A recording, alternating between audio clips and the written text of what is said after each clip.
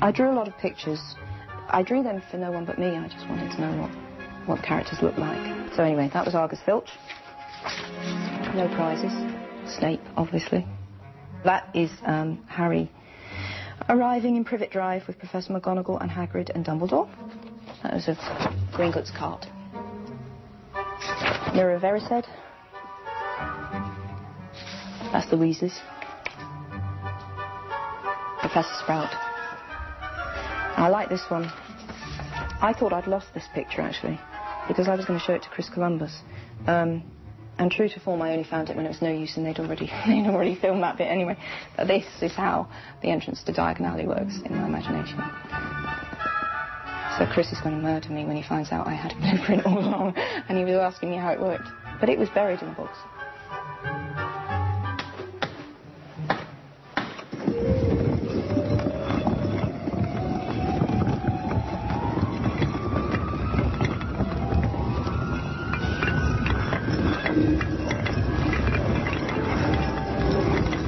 Welcome, Harry, to Diagon Alley.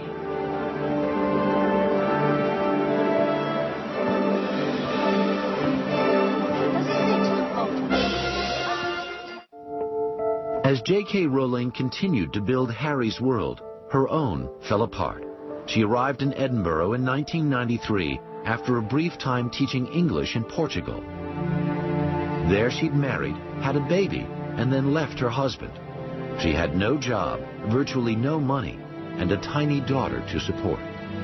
That was the phase where the penniless single mother sort of tag to my name came along, which was true, but it wasn't enough that I was a penniless single mother. I had to write on napkins because I couldn't afford paper, and then we started straying into the realms of the ridiculous. Let's not exaggerate here. Let's not pretend I had to write on napkins, because I didn't. They started sort of adding little bits and pieces that just weren't necessary because the stark reality was bad enough. Haven't been back here since 1994 when I moved out, and I don't like being back here, which is no offence to the place, but I've kind of avoided this place since I moved out, just in deference to the fact that it was a pretty unhappy 6 months. I did a lot of writing here. I would say it's here that really the first book became a book, as opposed to 3 chapters in a collection of notes. So we're going to go in then? Go. You couldn't really, objectively speaking, look around and say, well, you've made a success of your life. I was 28. I was living on benefit. I was living on about £70 a week. I had no work. And to suddenly be in a position where actually I couldn't support myself, because obviously anyone who's tried to get state childcare will know that you'll be very lucky to get the kind of childcare that means you can work even part-time. So it was all a real shock to the system. Oh my God. This is so different. Oh my gosh.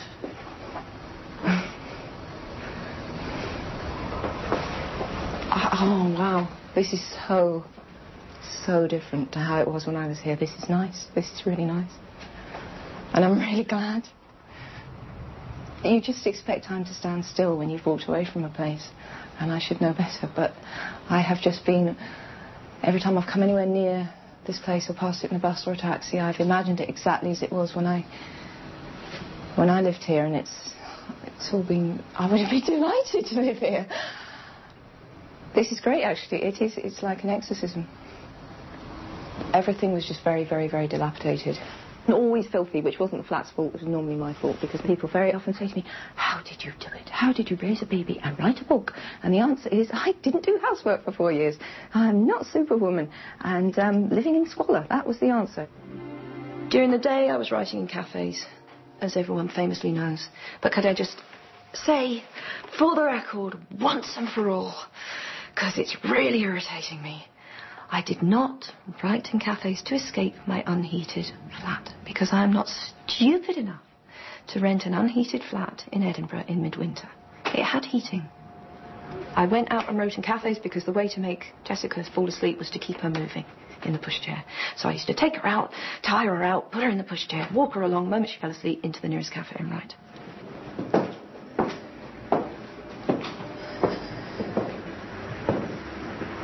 So this is Nicholson's. where I wrote huge parts of the book. This was a really great place to write because there are so many tables around here that I didn't feel too guilty about taking a table up for too long. And that was my favourite table. I always wanted to try and get that one because it was out of the way, in the corner. It was just great to look up when you were writing and stop and think about things and be able to look out on the street, which was quite busy. They were pretty tolerant of me in here, partly because one of the owners is my brother-in-law. And I used to say to them, well, you know, if it gets published, I'll try and get you loads of publicity. And it was all just a big joke. No one ever dreamt for a moment that was going to happen. To muster the willpower to keep going with no promise of publication, obviously I must have really believed in the story, and I did. I really believed in it. But it was more a feeling of, I have to do right by this book. I have to give it my best shot. But at the same time, my realistic side was reminding me that a completely unknown author always has a struggle to get published. And who knew? Just because I thought it was so great was no guarantee that anyone else would like it. J.K. Rowling sent her manuscripts off and lined herself up a literary agent, only to find that publishing houses threw Harry on the reject pile. At the very beginning, we were very excited about it in the agency, but it was a very difficult book to sell. And then quite a large number of publishers turned it down. It was too long. It dealt with going away to school. Not politically correct. Well, of course, everybody now denies turning it down and want to distance themselves from this terrible, terrible error. Is it nice to name names? You're nodding, but I don't think it's very nice to name names. It was all the major publishers we know. Among them Puffin and Collins, for sure. It's like turning down the Beatles, isn't it? The very first question she asked me was, how do you feel about sequels? And then she told me the entire story of Harry Potter, all through the entire series. I realised, of course, that she knew exactly about this world and where it was going, who it was going to include, how the character would develop. And, of course, it was fascinating because this doesn't normally happen. Children's book characters don't grow up in real time, normally. You know, they're locked in the time they are, and the sequels are endless reruns of the same kind of adventures. But to have a character developing in real time as his age developed was a really interesting idea. I gave Jo one memorable piece of advice. After our first lunch together, we were sitting down, and I said, the important thing, Jo, is for you to keep your real job. He said, Barry said, and Christopher, my agent, also said to me, children's authors really don't make any money. They both of them were at pains to say to me, you know, we really like the book, but, you know, it's not that commercial.